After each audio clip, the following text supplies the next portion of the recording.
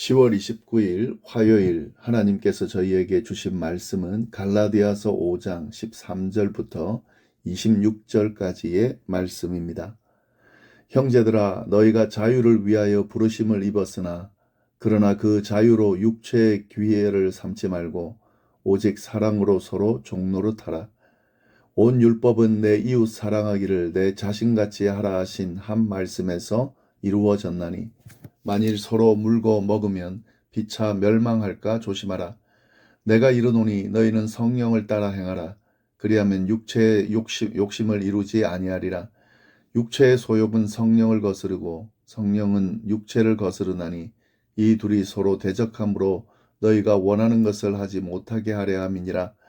너희가 만일 성령의 인도하시는 바가 되면 율법 아래에 있지 아니하리라.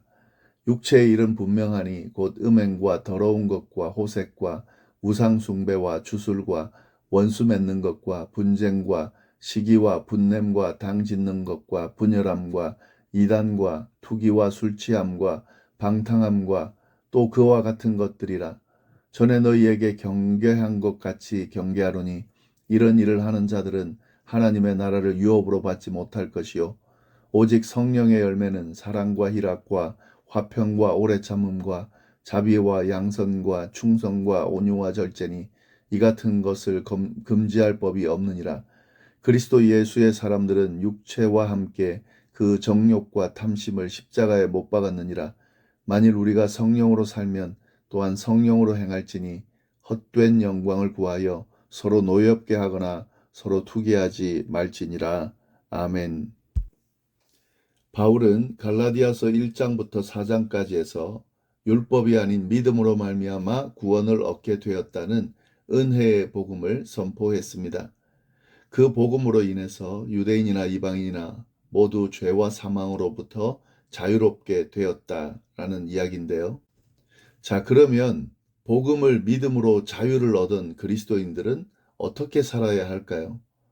더 이상 율법을 따를 이유가 없으므로 율법을 무시하고 마음대로 살아도 되는 것일까요? 바울은 이에 대해서 도리어 종노릇하며 살라고 가르칩니다. 오늘 본문이 바로 그 내용입니다. 먼저 13절, 14절 말씀입니다. 형제들아, 너희가 자유를 위하여 부르심을 입었으나 그러나 그 자유로 육체의 기회를 삼지 말고 오직 사랑으로 서로 종노릇하라.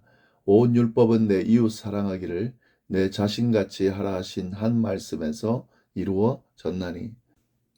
바울은 지금까지 그리스도 안에서의 자유를 강조했습니다. 그런데 역설적으로 자유를 지키는 가장 좋은 방법은 종노릇하는 것이다 라고 말하고 있습니다. 물론 무조건적으로 종노릇하라는 말은 아닙니다. 율법으로부터 자유롭게 되었으니 이제는 그 자유를 가지고 육체의 만족을 위한 기회로 삼지 말고 도리어 사랑으로 서로 종노릇하라 하는 그런 의미입니다. 왜 그렇게 해야 하냐면 모든 율법이 내 이웃을 내 자신과 같이 사랑하라고 하신 예수님의 한마디 말씀 안에서 완성되었기 때문입니다. 따라서 서로 종노릇함으로 이웃 사랑을 완성하는 것이 결국 그리스도인으로서 자유롭게 사는 것이고 율법을 완성하는 길이기 때문에 그렇습니다. 바울이 이렇게 말하는 것은 갈라디아 교인들이 현재 이런 모습이 아니라 경쟁과 불화의 문제들이 많은 그런 모습을 보이고 있기 때문입니다. 그래서 바울은 15절 말씀을 하고 있습니다. 만일 서로 물고 먹으면 피차 멸망할까 조심하라. 당시 그리스 로마 세계에서는 경쟁이 당연한 것처럼 여겨지는 분위기였습니다. 여기서 말하는 경쟁은 선의의 경쟁이 아니고요. 자신의 이익을 얻기 위해서 서로 파멸시키는 그런 악한 경쟁을 의미합니다.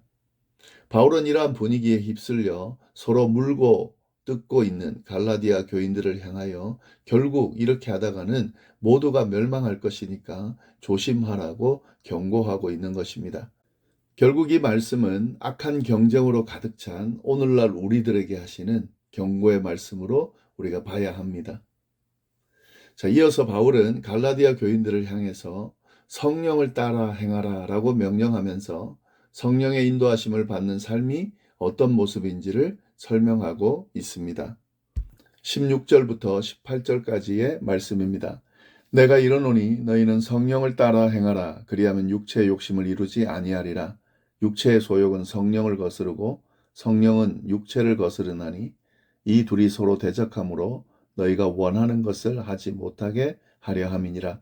너희가 만일 성령의 인도하시는 바가 되면 율법 아래에 있지 아니하리라.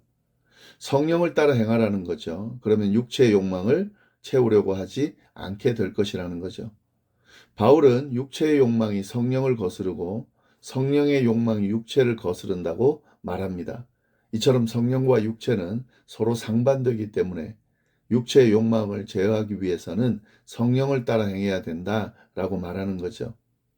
이렇게 성령을 따라 행함으로 성령의 인도를 받게 되면은 결국 그 사람은 율법 아래 있지 않게 되는 거죠. 다시 말해서 율법에 얽매이지 않는 성령 안에서 자유인의 삶을 결국에는 살게 된다는 것입니다.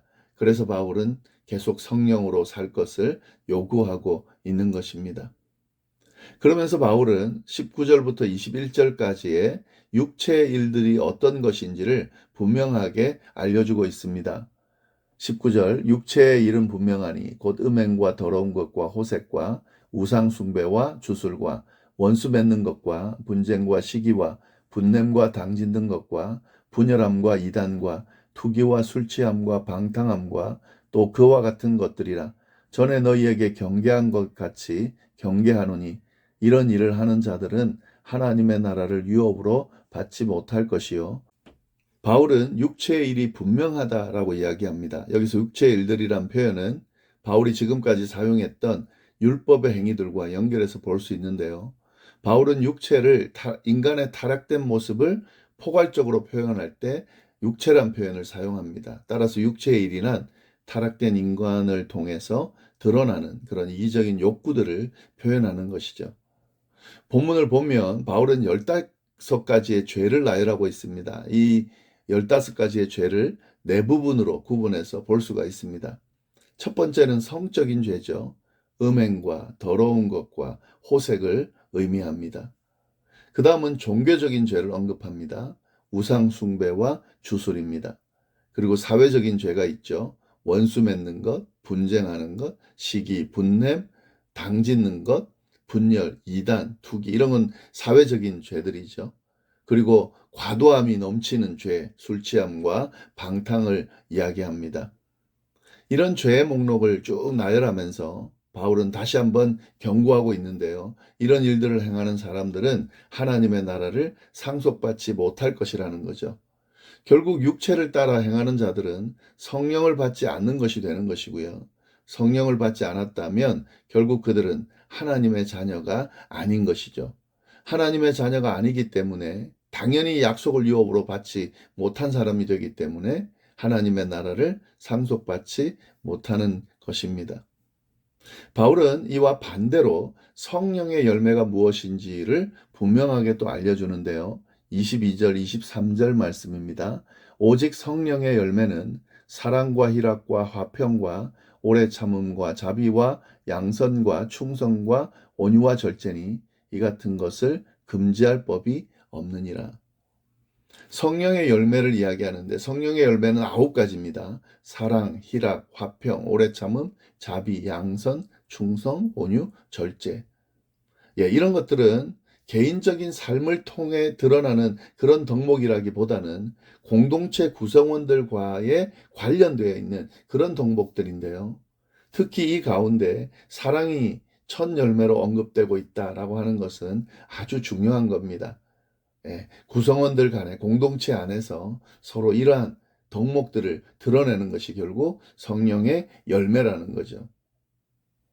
여기서 사랑이 첫 열매로 언급된다는 것은 결국 예수님께서 주신 세 계명, 하나님을 사랑하고 이웃 사랑의 모습을 드러내는 것이 성령의 열매로 드러난다라고 하는 것으로 볼 수 있기 때문에 결국에는 이 사랑을 완성하는 것이 되는 거죠. 성령의 열매가 결국 사랑을 완성하는 그런 덕목들을 드러내는 그런 열매로 볼 수가 있습니다.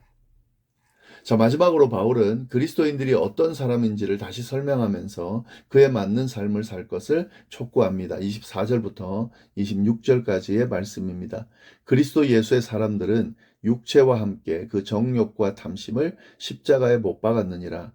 만일 우리가 성령으로 살면 또한 성령으로 행할지니 헛된 영광을 구하여 서로 노엽게 하거나 서로 투기하지 말지니라.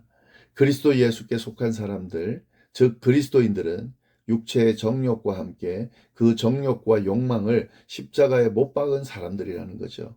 따라서 그러한 그리스도인들은 당연히 성령을 따라 살아야 한다는 겁니다. 성령을 따라 살면서 헛된 영광을 구하면서 서로 노엽게 하거나 질투하지 말아야 된다는 거죠. 바울은 이 사실을 갈라디아 교인들에게 분명히 가르쳐 주고 있습니다. 지금 정욕대로 살면서 서로 다투고 분쟁하는 그들의 잘못을 지적하면서 참된 그리스도인답게 살라는 것을 분명하게 이야기하고 있는 겁니다. 결국 이러한 그리스도인의 모습은 이 말씀을 함께 나누고 있는 우리가 갖춰야 하는 그런 모습을 의미하는 거죠. 그리스도 안에서 자유인이 된 그리스도인으로서 육체의 일을 제어하고 성령을 따라 행함으로 성령의 열매를 드러내는 삶을 살라고 하나님께서는 오늘 이 말씀을 통해 우리에게 도전하고 계십니다. 이 가르침대로 살아가는 우리 모두가 될 수 있기를 간절히 바랍니다. 기도하겠습니다. 하나님 아버지 감사합니다. 귀한 말씀으로 또 이렇게 오늘 하루를 시작할 수 있도록 인도하시니 감사합니다. 그리스도인답게 성령을 따라 행하며 육체의 일에, 육체의 정욕에 매이지 않는 그런 진정한 자유인으로서의 삶을 살아가는 우리 모두가 될 수 있도록 인도하여 주옵소서. 성령의 열매를 드러냄으로 말미암아 우리도 살고 이웃도 살고 공동체도 사는 그런 놀라운 역사들이 일어날 수 있도록 인도하여 주옵소서. 감사하며 예수님의 이름으로 기도드립니다. 아멘.